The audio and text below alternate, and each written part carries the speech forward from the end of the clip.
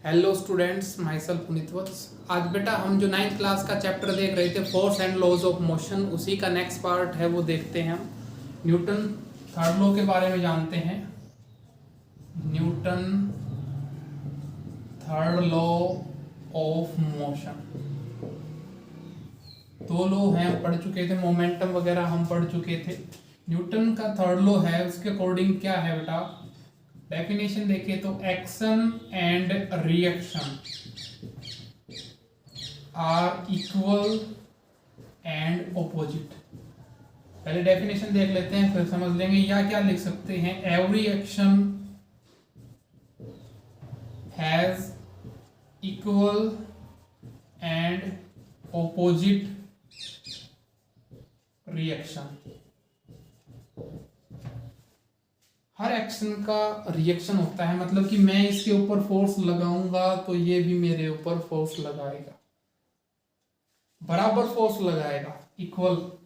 10 Newton लगा रहा हूं तो बोर्ड भी मेरे ऊपर 10 न्यूटन फोर्स लगाएगा। डायरेक्शन क्या रहेगी, ऑपोजिट रहेगी।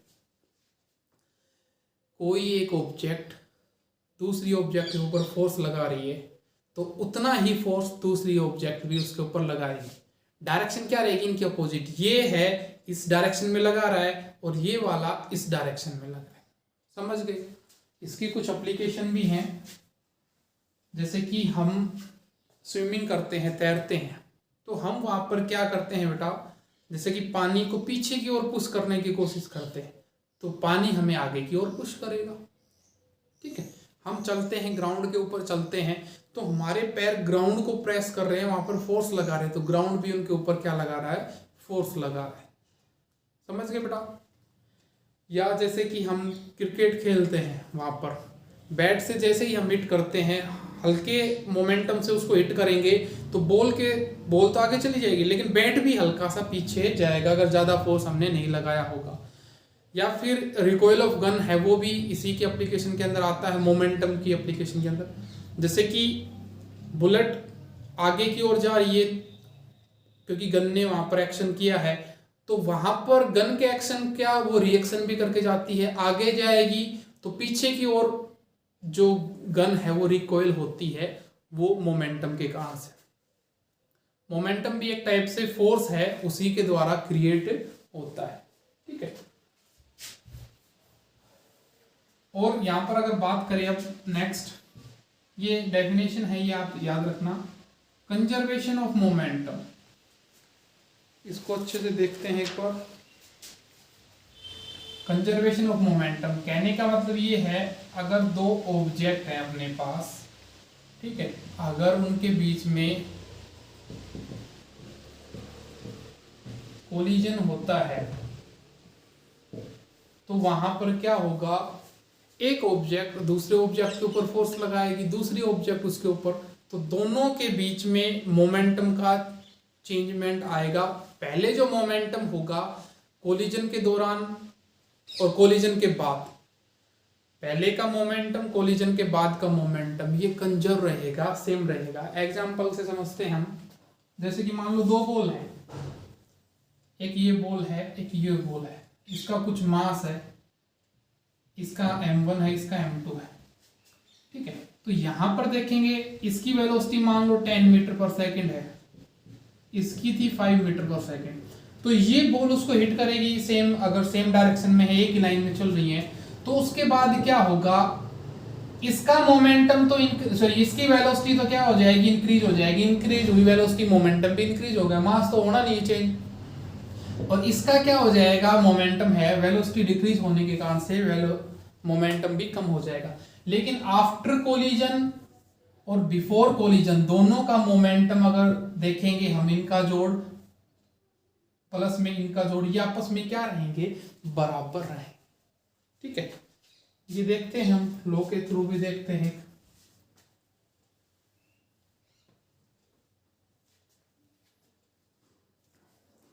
जैसे कि अपने पास हमने एक एग्जांपल मान लिया है, एक ट्रक है अपने पास,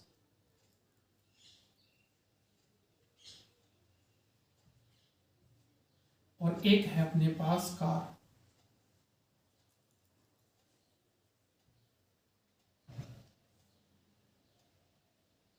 थोड़ी सी ऐसे कर देते हैं।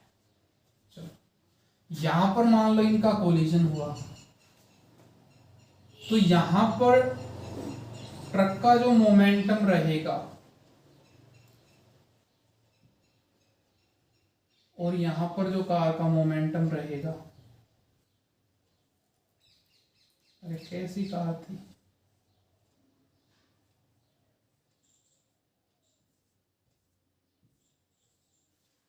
ठीक है। कहने का मतलब ये है ट्रक का मोमेंटम प्लस कार का मोमेंटम, ये बिफोर कोलिजन की बात है। आफ्टर कोलिजन ट्रक का मोमेंटम प्लस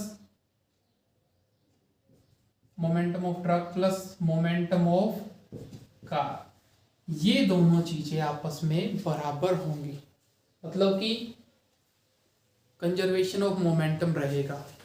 अगर बाहर से कोई और अदर एक्सटर्नल फोर्स नहीं लगा है तो इसका वेलोसिटी इसमें ट्रांसफर हो जाएगी, इसकी वेलोसिटी इसके कारण से कम हो जाएगी। यहां पर क्या हो रहा है, न्यूटन का थर्ड लॉ ही लग रहा है कि यहां पर फोर्स लगाया है, किसने, ट्रक ने लगाया है कार के ऊपर। भाई कोलिजन हुआ है तो ट्रक ने किसके ऊपर फोर्स लगा दिया, कार के ऊपर। तो कार भी क्या करेगी, ट्रक के ऊपर फोर्स है वो एक्ट करेगी, लगाएगी। और ये फोर्स हमने अभी देखा, जो F1 है और F2 क्या रहेंगे, जितना ट्रक कार के ऊपर फोर्स लगाएगा उतना ही कार ट्रक के ऊपर फोर्स लगाएगी। लेकिन डायरेक्शन क्या रहेगी यहाँ पर, ओपोजिट डायरेक्शन। डायरेक्शन क्या रहेगी बेटा, यहाँ पर ओपोजिट डायरेक्शन रहेगी। यहाँ पर अगर हम देखें, ट्रक का मास मान लिया m1, कार का m2, इनिशियल वेलोसिटी u1, इसकी इनिशियल वेलोसिटी u2।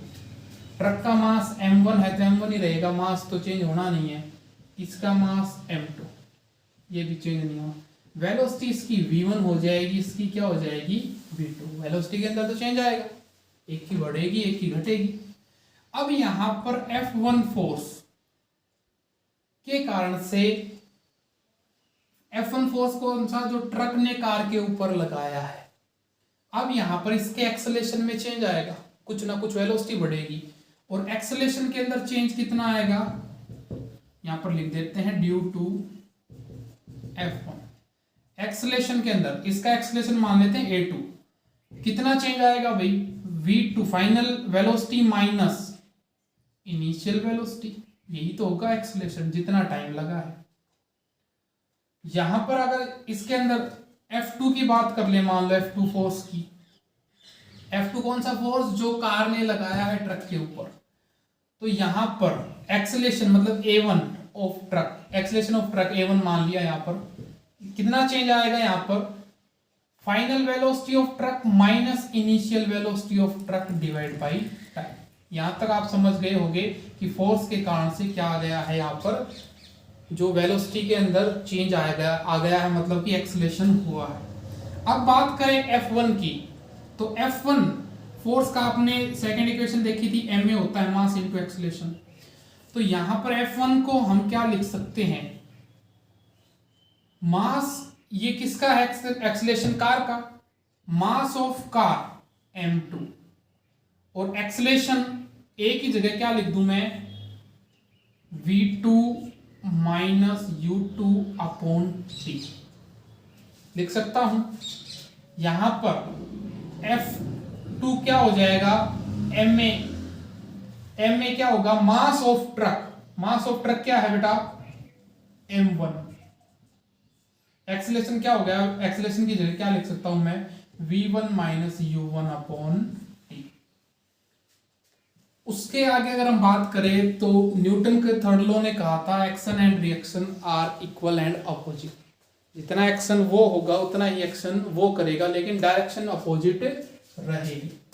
कहने का मतलब ये है यहां पर कि m2 v2 minus u2 upon t ये बराबर होगा, ये F1 है वो F2 है, m1 v1 minus u1 upon t। लेकिन डायरेक्शन क्या रहेगी, नेगेटिव। डायरेक्शन क्या रहेगी, नेगेटिव। क्यों? क्योंकि अपोजिट डायरेक्शन से वो फोर्स लग रहा है। अब इसको सोल्व करना है हमें। अपना जो मोमेंटम है, initial momentum plus final momentum, वो आ जाएगा। यहां पर देखो m2v2 minus m2u2 upon T बराबर minus m1v1 plus minus minus plus हो जाएगा m1u1 अपॉन टी। टी से टी क्या हो जाएगा बेटा? कैंसिल आउट, दोनों साइड में डिवाइड में है, तो इसको आगे क्या लिख सकते हैं हम? यहां पर लिख देता हूं मैं इस चीज को, m2v2 माइनस m2u2 बराबर है minus of m1v1 plus m1u1। अब माइनस का इधर है, उसको उधर ले जाओ, और उधर माइनस का उसको इधर ले आओ। m1v1 प्लस m2v2, ये माइनस उधर चला जाएगा, m1u1 उधर पहले से है, प्लस m2u2। ये क्या है? m1v1 initial momentum of truck, sorry final momentum of truck. इसको सीधा लिख लो आप तरीके से, उसको यहां ले आओ, m1u1 प्लस m2u2 बराबर m1v1 प्लस m2v2। ये क्या है बेटा? Initial momentum of truck plus initial momentum of car. Initial momentum of truck m1u1 plus initial momentum of car m2u2, इन दोनों का एडिशन, ये बराबर होगा final momentum of truck m1v1 plus final momentum of car m2। ये है law of conservation of energy, मतलब collision से पहले का मोमेंटम और कोलिजन के बाद का मोमेंटम क्या रहेगा? बराबर रहेगा। चलो, इसके बाद कुछ एप्लीकेशन है मोमेंटम की। हमें इसमें रिकॉइल ऑफ गन और पढ़ना है, उसके बेस पे कुछ और दे रखे हैं यहाँ पर, न्यूमेरिकल मिलेंगे उसमें। मतलब कि एक चीज पीछे की ओर एक्ट कर रही है, जैसे कि जेट है वो फ्लाई करते हैं, इसका मतलब पीछे से उनका जो जेट इंजन है वो पीछे की ओर फोर्स लगाता है एयर के अंदर या ग्राउंड के ऊपर, तब वो आगे की ओर फ्लाई कर पाते हैं। जैसे कि बैलून है, इन्फ्लेटेड बैलून है, हमने उसके अंदर हवा भर दी है, हवा भर रखी है, ठीक है। अब उसको छोड़ोगे आप पीछे से बिना बांधे, तो वो आगे की ओर ऐसे फ्लाई करता हुआ जाता है। पीछे की ओर क्या कर रहा है? वो एक प्रेशर एक्सर्ट कर रहा है, और वो एयर है जो बाहर वाली एटमॉस्फेरिक एयर है, वो उसके ऊपर प्रेशर एक्सर्ट कर रही है, इसलिए वो आगे की ओर मूव हो जाता है। एक देख लेते हैं रिकॉइल ऑफ गन। यहां पर अगर बात देखें हम, एक गन है जैसे कि अपने पास, इससे मान लो बुलेट है वो फायर होती है, गन से निकलती है, तो यहां पर क्या होगा बेटा? दोनों जो ये बुलेट है इसके ऊपर कुछ ना कुछ एक्शन करेगी, और बुलेट के ऊपर गन है वो कुछ ना कुछ एक्शन करती है। मतलब कि यहां पर इसका मोमेंटम बराबर होगा इसके मोमेंटम के। मोमेंटम इसका मान लेते हैं मास ऑफ गन। मोमेंटम क्या होता है? P = mv, mass into velocity बराबर होगा mass into velocity of bullet. ये गन का है तो mass of gun mg vg से लिख दिया हमने, वेलोसिटी ऑफ गन। ये बुलेट का है तो ये हमने mb vb से लिख दिया है। अब इनके बेस पे कुछ न्यूमेरिकल भी हैं, उनको भी हम सोल्व करेंगे। जैसे कि एक आध न्यूमेरिकल ले लेते हैं, बुक से उठा लेते हैं।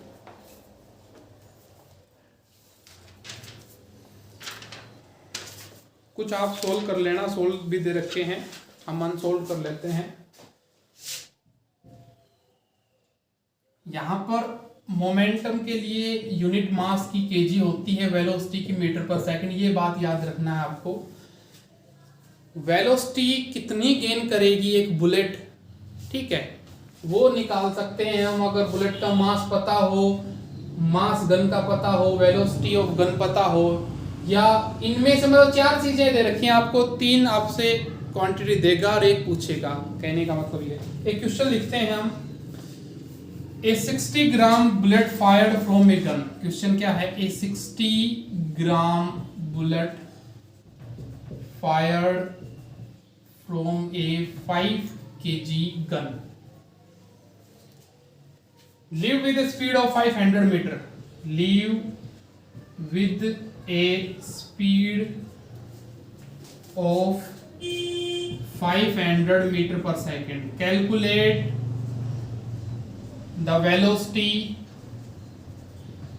of recoil of gun। हमें क्या चाहिए, 60 ग्राम 5 kg 500 मीटर पर सेकंड। ये आपके सामने फॉर्मूला, इसमें वैल्यू पुट करो, आंसर आ जाएगा। mg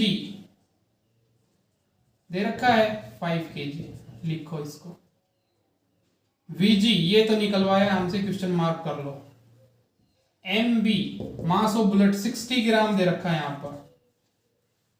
अब इसको याद रखना, केजी में चेंज करना है, तो 60/1000 क्या बन जाएगा, ये केजी। वेलोसिटी ऑफ बुलेट ये दे रखी है 500 मीटर पर सेकंड। फॉर्मूला है अपने पास, mg की जगह क्या लिख देंगे हम, 5। vg हमें निकालना है, vg लिख लो। mb की जगह क्या लिख देंगे हम, 60/1000। vb की जगह क्या लिख देंगे, 500। vg निकालना है, इस बात को भी उधर ले जाओ, vg इक्वल टू 60/1000 इंटू 500/5। 1 2 3 0 से 3 0 गई, 5 से 5 गया, कितना बचा, वेलोसिटी ऑफ गन 6, और वेलोसिटी है तो मीटर पर सेकंड। ऐसे है आप क्वेश्चन आपको सोल्व करने हैं, सोल्व भी दे रखे हैं, कुछ अनसोल्व भी हैं, वो आप घर पे ट्राई करोगे। ठीक है बेटा, चैप्टर कंप्लीट है। धन्यवाद।